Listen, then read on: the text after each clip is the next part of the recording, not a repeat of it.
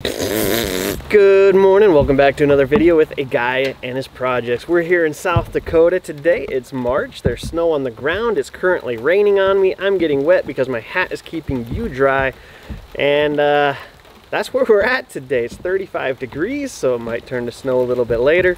We'll see. I've been neglecting to do this video all morning. It's been misty, you know, one of those just misty rains. I was like, you know what, we're just gonna do it. I can deal with mist. As soon as I set you up, it starts actually sprinkling. So we're gonna see how this goes. My phone is already soaked with my notes, but that's all right. So today we are working on my wife's 2014 Ford Expedition Extra Long Edition XLT, and we are replacing, well, we're gonna try to replace the drain plug in a couple different fashions, and then we're gonna give up and replace the oil pan. I'm not telling you how this job should be done. I'm sharing my story with how I ended up doing it. And we're going to show you the footage as we go. This is just where I do it because I can't record in my garage because the freeway runs pretty much right next to my garage and you won't hear nothing. So this is how we do the audio. All right, so step one, when you cross thread an oil drain plug, for me, I was leaving about a hand size oil print on the ground after the oil change. So now we have to address the oil drain plug issue. So there's two main options you have that I know about to replace a drain plug or to fix a drain plug with cross-threaded or ripped out threads or whatever. You can get an SO style drain plug, which is slightly oversized. Don't know if that's what it means, but that's what I'm calling it, slightly oversized. No drilling required. You just thread it back in and it cuts its own new threads and makes itself fit. And then typically there's a little plug inside of that plug that you then utilize for future oil changes. Great option, I'm sure. I've never used it, but I bought one because we're going to try it. I also, in the event that that didn't work, being preventative, ordered an entire kit, which I will link on Amazon down below. Click on the link, buy stuff, help me. That's how it goes. And I decided to buy this kit, which comes with a variety of sizes for future uses as well. It's all self-contained, comes with its own taps, its own plugs, its own washers, and I think it's a great kit. That's option two in case the other option don't work. Okay, so where are we at? So because I had just put brand spanking new oil in this thing, I didn't want to drain it out and throw it away. So I hooked up a vacuum to the crankcase fill port where you put your oil in, and I figured I would just keep a vacuum on the oil system while I did my thread repair. That works great, by the way, and I got a close-up shot of how that looks when you pull the drain plug. You won't spill a drip drop, nothing. So here's what we started. I started with the kit. I was just going to go up one size and do just go up one size and use the stuff from the kit because I thought I liked it, and it doesn't have a smaller hole, which you'd get if you use the slightly oversized plug. So I grabbed the tap that comes with the kit. I grabbed my ratchet and my socket, which was a 12.10 millimeter, and I dip that tap in grease so that any shavings that come off with the tap stick with the tap and don't go in the oil pan. Here's what I learned. With the vacuum sucking so hard, any metal shavings got sucked off the tap with the grease off of the tap, and that was pointless anyway. So I decided to change things, shut the vacuum off, drain the oil, which is super light brown now, I'm assuming because it's all aerated from the vacuum, and I decide to just throw away that oil at this point so I don't suck up grease and metal shavings into the, you know, the engine. So that's where we're at right now. I drain the oil and then I try again to tap this, but this oil pan in this thing is made out of something that is stronger than the tap that came with the kit because that tap would not bite. So I said, okay, screw it, let's try the SO plug. Put that in there, and that is designed to cut its own threads. Again, that would not bite at all. I couldn't get it to bite, and now I knew I was in trouble. So I decided to go, and I went to Ace, bought a new tap that would fit an M16 size drain plug, and just as a Hail Mary at this point, I'm like, maybe we can fit the M16 in there, there's enough to bite. But even the drill bit to stick the M16 tap in there to drill it out, I could not get. My drills wouldn't cut through. So whatever this oil pan is made of is freaking amazing. That's the moral of the story and where we're at right now. So in the middle of trying to make something work, we just utterly destroyed this oil fill port, or the oil drain plug threads. Nothing's going to thread back in there now. So I knew I had to order a new pan, and this became a bigger project, and nobody in town had one, and yeah, my day went to So I went to my local auto parts store and I found a different toggle bolt style drain plug with a rubber cap on it that I was able to thread in, boom, tighten and seal for the interim. I would not recommend this as a permanent solution. In fact, I would recommend it only as a very temporary solution. Reason being, after I got that put into the drain plug, I filled the crankcase back up with oil and I let this idle for a good 20 minutes in the garage. And I went back down to check just to see if there's any leaks. And it's supposed to be a hand tighten, and I had lubed the rubber before I tightened it the first time. Tightened it as much as I could by hand, and then when the engine oil warmed up and it warmed up the pan, I went down there and it was leaking, and I was able to turn it another full 2 turns to stop the leak. I'm assuming if you drive it like that a lot, the constant temperature fluctuations with it being rubber, you're going to end up with leaks. I could be wrong. That's just my personal theory. So careful if you use these. I will link one down below. Fantastic to get you out of a emergency situation. And yeah, I kept that one when we're done and put it back in my toolbox for later. Now I gotta look at my notes, which I can't because, you know, my phone's all watery. Oh, my pants are too. Okay, let's see, where are we at? So as far as replacing the oil pan, I ordered it, it came in, and I have it. I ordered a gasket as well. I will link both the pan and the gasket down below as well, again on Amazon. Click on the link, buy stuff. I get a little teeny weeny bit of money. It's helpful, helps keep these videos coming, so keep on clicking on those links and buying stuff, guys. Alright, so the oil drain pan replacement on this is not that bad if you have a lift. If you don't got a lift, it's going to be a pain in the ass, but you can do it, I'm pretty sure. So essentially you're going to want to get the front end at a minimum up as high as you freaking can, and the very first thing you're going to do is drain your oil, because you're going to want that out, right? Yeah, right, drain your oil.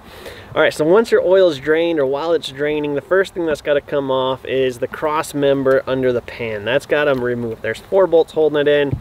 Zing those out and get that out. I had to hammer mine a little bit to get it popped out of place because it's a little rusty. And then after that was out, I decided to go ahead and remove the sway bar. I wasn't sure if this would have to come out or not, but it didn't look like it was going to be out of my way, so I went ahead and elected to remove it. That comes out of the control arms, which is a pain in the ever-living butt, but you pull it out of the control arms, and then I unbolted the 4 U-bolts holding it to the frame, and I just got rid of that entire sway bar system out of my way so it wouldn't be there later.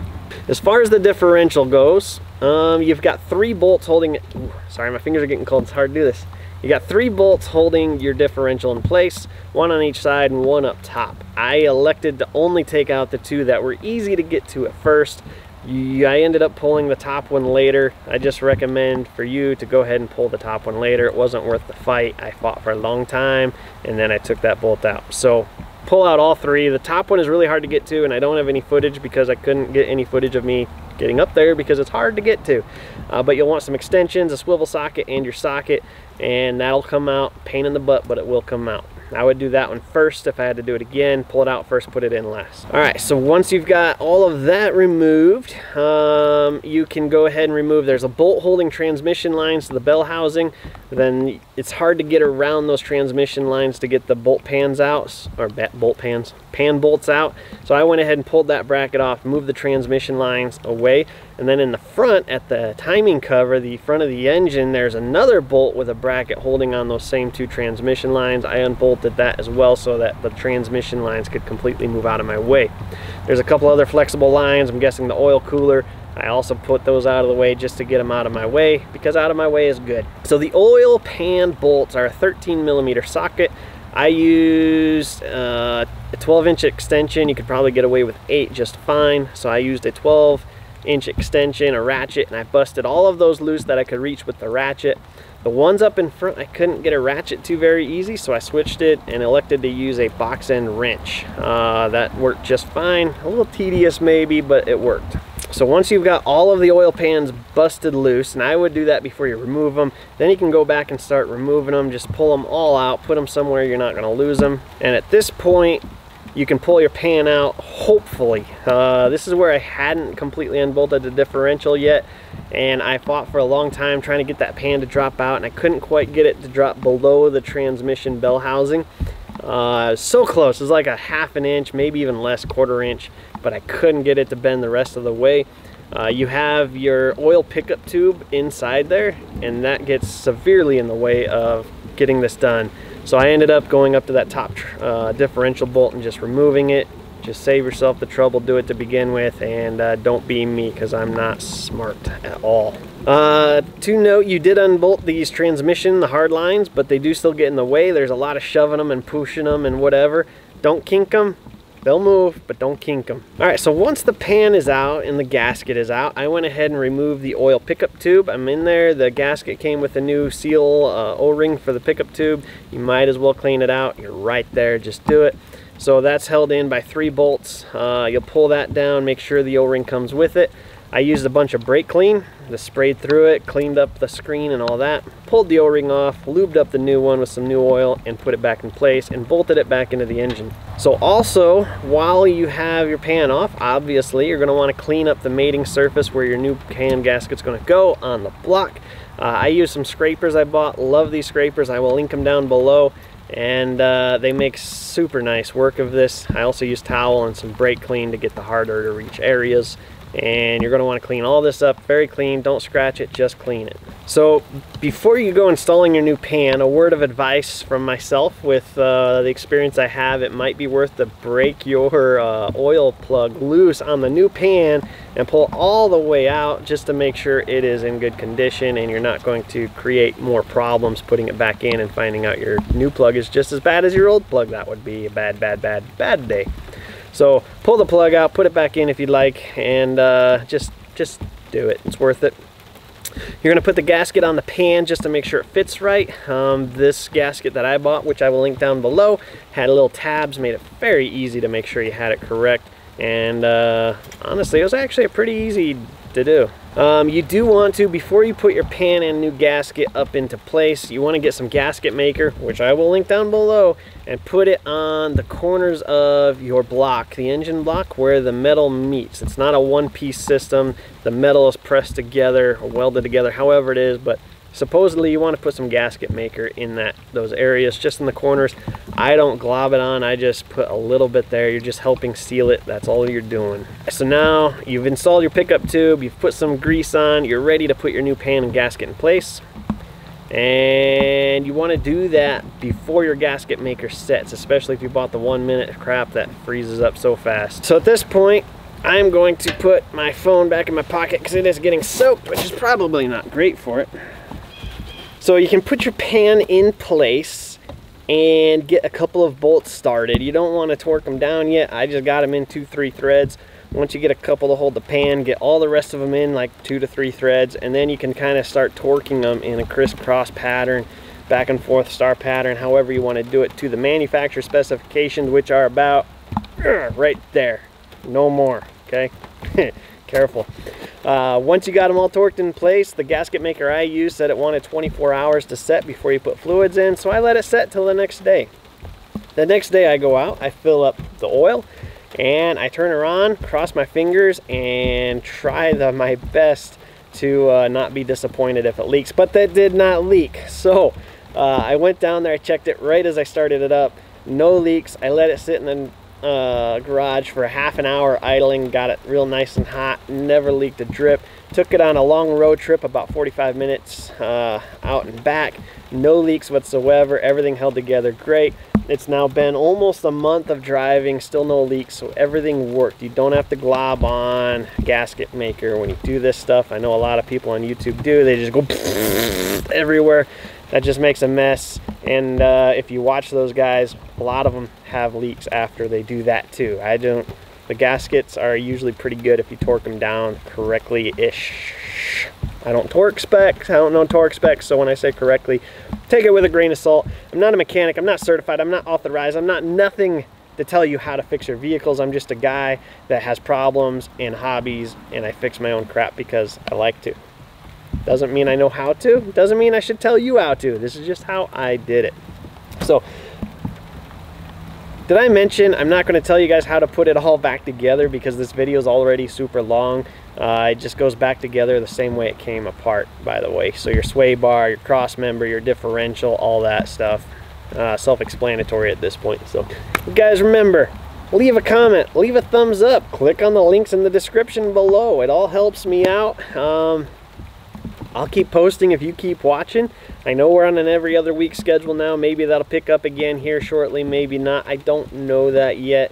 I would like to do every week. It was more fun for me and I made a little bit more money, but you know, it is what it is. So we'll see how how stuff goes. Guys, stay dry. I'm sitting out here in the rain like a doofus just so I can get this video done. Really hoping the lens didn't get wet. If the lens got wet, I gotta redo this all over again later, which I don't really want to do. So cross your fingers, the lens is dry. Cross your fingers, the mic didn't pick up the drops of rain hitting it this whole time. And cross your fingers that I don't have any leaks. So let me know if you guys do this project. Let me know. I'd be interested to hear your story and how it worked out for you. So guys, we'll see you later. Cool. See if we can get this in here. Yeah, we can. You can do anything. Yeah, that's soaked. Lens looks dry. Heck yes.